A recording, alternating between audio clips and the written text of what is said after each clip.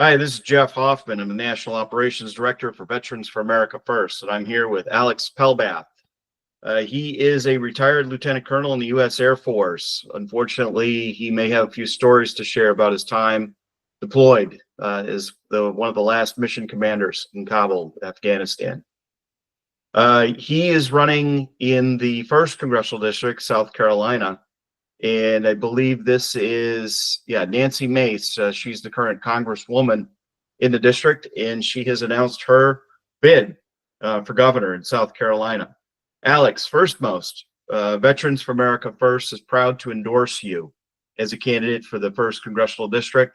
And we have Nancy Mace now running for governor. Is this what has prompted you to step in and serve in a new leader role? They have that and obviously a few other things, but the fact that it's an open seat now absolutely weighs in. Right. Well, so tell us about yourself, Alex, and talk about the endorsement and what that means to you. Yeah, absolutely. I'm a 22-year Air Force vet, C-17 pilot most of my life, although I mixed in a lot of stuff on the ground, as we all do around our career. I went to the Air Force Academy, graduated the Air Force Academy in 2001, got there on a wrestling scholarship, so 4 years as a wrestler, which is integral to my thinking and I think the way that my life has been shaped since. And most importantly, husband to a smoke show wife who's also very brilliant, and 2 incredible kids, a son and a daughter who are both in college right now. Active in church and faith, and our faith is certainly plays a part in this, in walking down the path that God's laid out for us. And especially when it comes to taking this new adventure, because as we all know, we never know where service is going to lead us. And first and foremost, what I realized that even after 22 years of serving, is being retired here for not quite 2 years, that I wasn't made to sit on the sidelines. I think there's still a fight going on in our country, and I feel called to be part of that fight. And that's what getting into this race is all about. So getting this endorsement from Veterans for America First is, first of all, just such an incredible honor. Looking at the list of patriots who have been endorsed by Veterans for America First is incredibly humbling to be a part of that group. And the word that jumps to mind when I think of the people in the organization leading and making a difference in America, and the people, the men and women who've been endorsed, is the word patriot. What I see is people who love America, want to continue serving, and most importantly, understand that in order for us to keep the freedoms that we have, that we got to fight for it. Right. And so you're running in the 1st Congressional District. That's where Nancy Mace was. What does that district look like? First Congressional District. Yeah, 1st Congressional District of South Carolina. I live in Charleston County. We go from Hilton Head, the border of Georgia, all the way up just north of me, south of Myrtle Beach, up into Allendale area, and covers quite a bit more. It is a hugely military-dependent district. We have what is about to be the largest Coast Guard base in the United States. We have Marine Corps Naval Air Station Beaufort. We have the Marine Corps Training Base, of course. And we have Joint Base Charleston, which is Charleston Air Force Base, where I was stationed, as well as the Naval Weapons Station. So just a massive military presence and an incredible group of Americans who live here. Yeah, that sounds a lot like the Commonwealth of Virginia, where I am right now. I think we have over 600,000 veterans in Virginia alone.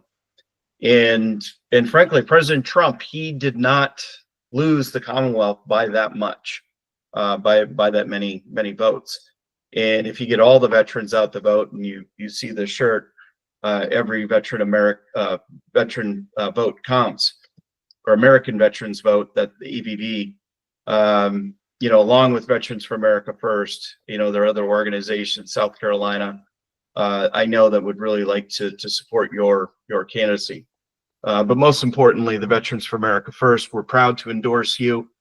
I really'd like to hear more, Afghanistan and what's the environment like in South Carolina following November election, and now we have our leader back, President Trump.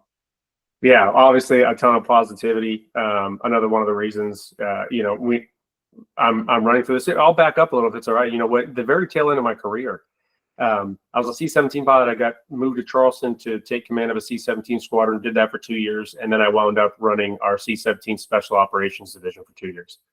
And in that role, in August of 2021, we got sent in for the final withdrawal of Afghanistan, which of course ended up being a chaotic disaster, in my opinion, based on some very horrible political leadership from Biden and Milley and sort of Benghazi all over again. And I found myself on the ground there as a commander for the final withdrawal. And at the end of the day, I flew the last aircraft out of Afghanistan when that was over. And when that sort of showed me, like all veterans, we pay attention. We know what's going on. We have a job to do, and what's going on around us doesn't, or what's going on above us. And politics doesn't affect the job that we do, but we know, we see and feel very personally the result of those terrible decisions that our politicians make. And so I think what we need is fewer politicians. We need leaders in Congress, not politicians. And now that we have President Trump there, and in just 6 months, I believe he's done more than any president in the history of our country in 6 months. Obviously, things are going really well in all of his priorities, our priorities with securing the border. We're doing a great fewest border crossings ever in history, but at the same time, still a tremendous amount of criminal illegals that need to be removed from our country. So that fight's not over. He prevented the largest tax hike in history by getting, promoting the Trump tax cuts. We have to continue to fight that battle for sure. And what I saw at the tail end of my career that so many of us veterans saw is just this horrible wokeness that started pervading the military. And we're finally getting rid of that as well. The fight that we need to be paying attention to right now is that the left is coming after us hard in 2026. Now, if we're going to see these things across the finish line, we have to have the right people in Congress all across the nation. This is a fight. Like, we got a mandate in 2024. We need to double down on that mandate in 2026 so that all of these things that the president is trying to do, we can see through over the next few years. Well, again, thank you for standing up, Alex. Again, this is Jeff Hoffmann, the National Operations Director of the Veterans for America First. And Alex, if people want to learn more about your candidacy, you have a website. Do you have that website address? Yes, sir. Link? Yes, sir. Pelbathforcongress.com. Pelbathforcongress.com.